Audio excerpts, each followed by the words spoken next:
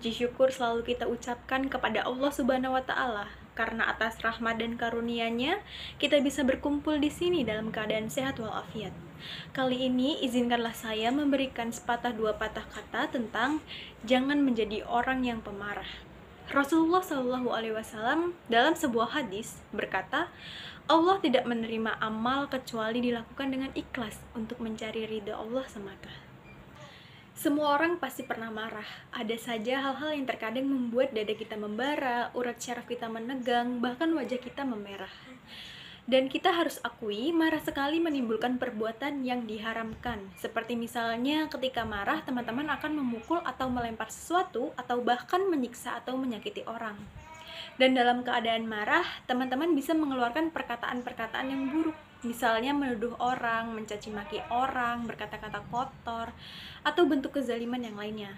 Ya kan? Sahabat yang dimuliakan oleh Allah Subhanahu wa Ta'ala, ketahuilah bahwa hamba-hamba Allah yang bertakwa, meskipun mereka tidak luput dari sifat marah, tapi mereka akan selalu berusaha melawan keinginan hawa nafsu untuk marah itu. Mereka mampu meredam kemarahan mereka karena Allah Subhanahu wa Ta'ala. Teman-teman lihat dalam surat Al-Imran ayat 134 di mana Allah Subhanahu wa Ta'ala berfirman, A'udzubillahi minasyaitonirrajim, bismillahirrahmanirrahim. Aldina yunfikuna fis-sarra'i wadh-dharra'i wal kadhiminal khaidha wal afina 'anin nasi wallahu yuhibbul muhsinin, yang mana artinya, wahai orang-orang beriman, yaitu orang-orang yang berinfak baik di waktu lapang maupun sempit, dan orang-orang yang menahan amarahnya dan memaafkan kesalahan orang lain, dan Allah mencintai orang yang berbuat kebaikan. Jadi, apa salah satu ciri-ciri orang yang bertakwa? Yaitu menahan marah. Kenapa? Karena dengan kemarahan, seseorang bisa menjadi gelap mata, sehingga dia bisa melakukan tindakan ataupun mengucapkan perkataan yang berakibat buruk bagi diri dan agamanya. Namun, orang-orang yang bertakwa, sekali lagi dia mampu dalam menahan amarahnya. Mari kita lihat dalam sebuah hadis yang sahih, Rasulullah Shallallahu Alaihi Wasallam bersabda, bukanlah orang kuat yang sebenarnya yang selalu pandai mengalahkan lawannya dalam setiap perkelahian atau pergulatan, tetapi tidak lain orang yang kuat yang sebenarnya adalah orang yang mampu mengendalikan diri ketika marah. Orang mukmin yang terbiasa mengendalikan hawa nafsunya, maka dalam semua keadaan dia selalu dapat berkata dan bertindak dengan benar, karena ucapan dan perbuatan tidak dipengaruhi oleh hawa nafsu. Bagaimana caranya agar kita bisa menjadi orang yang mampu menahan marah? Pertama, yang harus teman-teman lakukan saat marah karena alasan apapun itu adalah membaca ta'awudz, meminta perlindungan kepada Allah dari godaan syaitan. Kenapa sih kita sampai harus meminta tolong kepada Allah agar dilindungi dari setan? Karena kita terlihat sangat jelas bahwa marah itu memang bisa datang dari setan. Kita lihat dalam surah Al-A'raf ayat 200, Allah Subhanahu wa Ta'ala berfirman, A'udzubillahi minasyaitonirrajim, bismillahirrahmanirrahim. Wa imma yanzaghannaka minasyaitoni nazghun fasta'id billahi innahu sami'un alim, yang mana artinya, dan jika setan datang menggodamu, maka berlindunglah kepada Allah, sungguh dia maha mendengar dan maha mengetahui.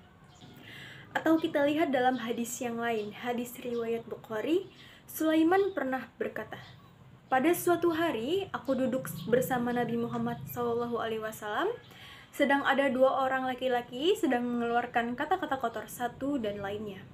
Salah seorang daripadanya telah merah mukanya dan tegang pula urat lehernya.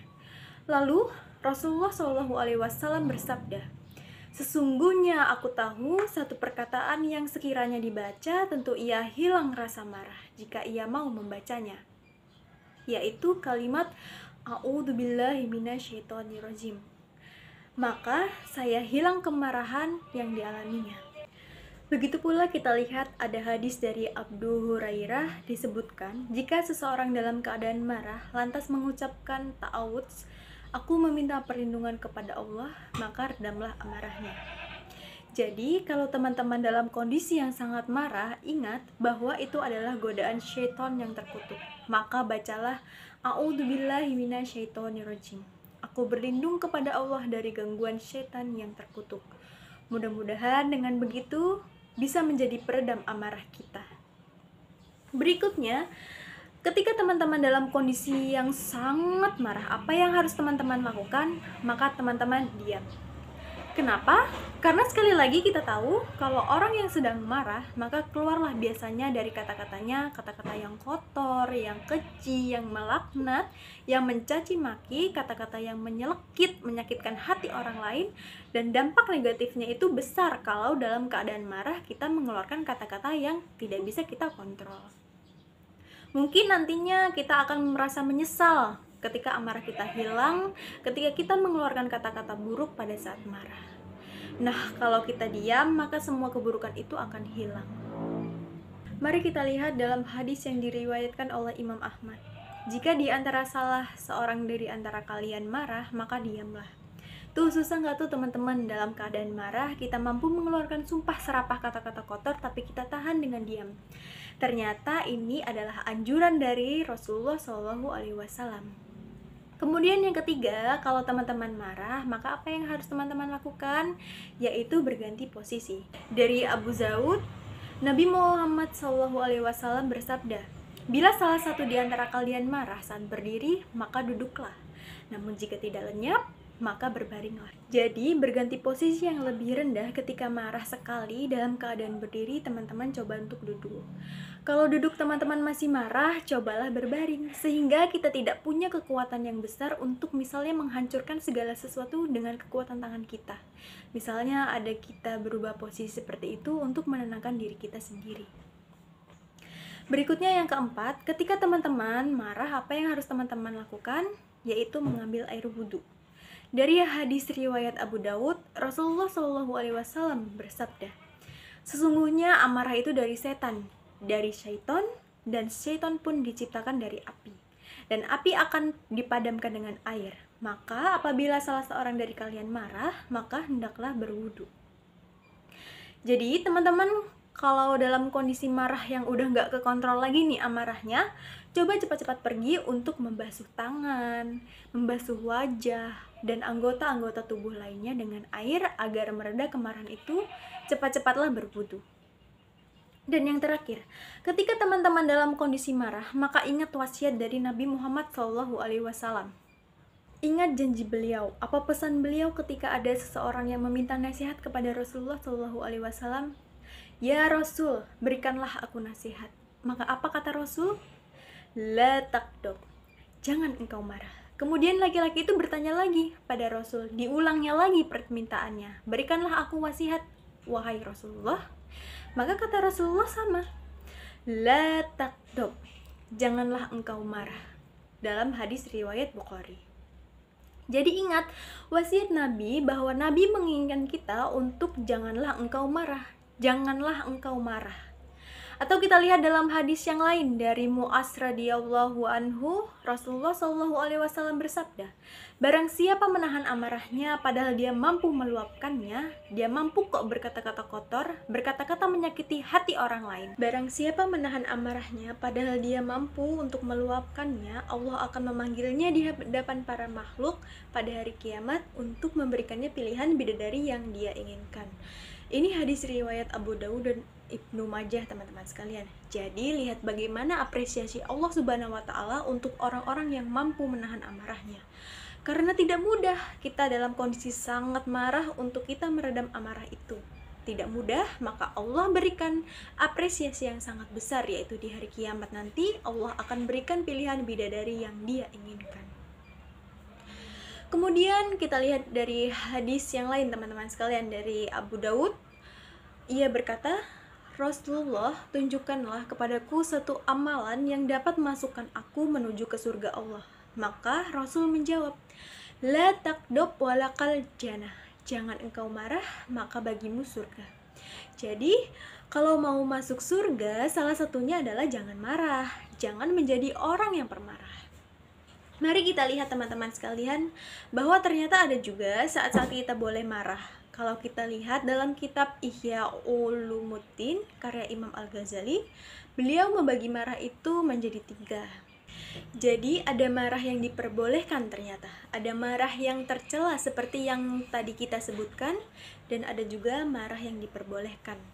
Pertama, kata Imam Al-Ghazali, ada marah yang terpuji, yang justru kita harus marah, yaitu apabila dilakukan dalam rangka membela diri, membela kehormatan, membela harta, membela agama, membela hak-hak umum, atau menolong orang-orang yang dizolimi. Jadi marah yang terpuji, yang kita boleh marah adalah marahnya karena Allah dan untuk membela agama Allah. Khususnya ketika perkara-perkara yang diharamkan oleh Allah itu dilanggar, atau misalnya rasa marah itu muncul dalam hatinya saat melihat hukum Allah diabaikan, atau misalnya teman-teman marah karena melihat kemungkaran. Contohnya, salah satu kemarahan Rasulullah Shallallahu Alaihi Wasallam ketika Rasul melihat 2 orang Muslim berkelahi dan berdebat karena tafsir Al-Quran. Rasul pada saat itu sangat marah dan berkata, memang manusia ini suka berdebat. Dan Rasulullah SAW berpesan agar Muslim tidak berkelahi atau berdebat tentang Al-Quran karena akan membuat gagal sehingga menghilangkan semangat untuk belajar, dan Rasul pun berpesan agar senantiasa bersabar. Atau contoh lain, marah yang terpuji, misalnya seperti Abu Bakar As-Siddiq yang sangat marah terhadap Muslim di waktu pasca meninggalnya Rasulullah SAW, karena pada saat itu sebagai Muslim tidak melaksanakan zakat. Itu yang membuat Abu Bakar As-Siddiq marah, dan juga termasuk marah yang terpuji. Itu tadi ketika agama Allah mendapatkan celaan, sindiran, atau hinaan, itu boleh kita marah. Berikutnya adalah marah yang diharamkan, yaitu marah karena demi membela kebatilan dan membela kemaksiatan. Kemaksiatan itu harusnya diperangi, ini malah dibela. Itu kemarahan yang diharamkan. Contohnya seperti apa? Contohnya marah ketika ditegakkan hukum Allah. Marah misalnya ketika banyak orang yang menutup aurat. Marah ketika membela kemungkaran seperti misalnya membela pornografi, perzinaan, maksiat, dan lain-lain. Itu marah yang diharamkan. Dan yang ketiga adalah marah yang diperbolehkan, yang mubah, yang tidak terkait dengan perbuatan-perbuatan maksiat. Mubah itu apa maksudnya? Mubah itu maksudnya boleh dilakukan. Contohnya pernah terjadi pada Abu Bakar As-Siddiq. Ketika beliau marah pada anaknya, pada saat itu beliau marah karena tamu yang datang ke rumahnya belum diberikan makan dan minum. Jadi anak tersebut takut. Abdul Rahman nama anaknya. Nah, sempat bersembunyi karena takut dimarahi. Jadi itu jenis marah menurut Imam Al-Ghazali. Pertama marah yang terpuji, kemudian marah yang diharamkan, dan marah yang diperbolehkan. Oleh karena itu, sahabat sekalian, hari ini kita sama-sama telah mendengarkan secara singkat mengenai marah. Pada hakikatnya memang marah adalah perbuatan tercela, karena kita sama-sama tahu bahwa marah menyeret pada perkara yang haram, seperti mencaci maki, menghina, menuduh, berkata keji, atau perkataan haram lainnya. Tapi kita tahu bahwa di satu sisi, mengendalikan marah itu adalah perbuatan yang sangat terpuji dan sangat luar biasa. Kemudian kita tahu bahwa seorang mukmin memiliki sikap yang akan mengendalikan marah, mampu dalam mengendalikan marah, dan itu merupakan sikap yang terpuji. Karena dia tahu kalau dia meluapkan amarahnya, maka hal-hal yang negatif yang diharamkan oleh Allah itu akan terjadi. Dan kita tahu bahwa marah tidak selamanya negatif. Manusia diperbolehkan untuk marah asalkan marah ditempatkan pada hal yang benar. Demikianlah sedikit hal yang bisa saya sampaikan pada kesempatan baik ini. Semoga apa yang saya sampaikan kali ini bisa memberikan manfaat serta kebaikan untuk semua orang. Tentunya semua hal ini kesempurnaan hanyalah milik Allah semata. Karena itulah tersebut saya mohon maaf atas ucapan dan tindakan yang tidak mengenakan untuk para pendengar. Semoga Allah selalu memberikan kita petunjuk menuju jalan yang paling lurus, yaitu Islam. Akhirul kalam, wassalamualaikum warahmatullahi wabarakatuh.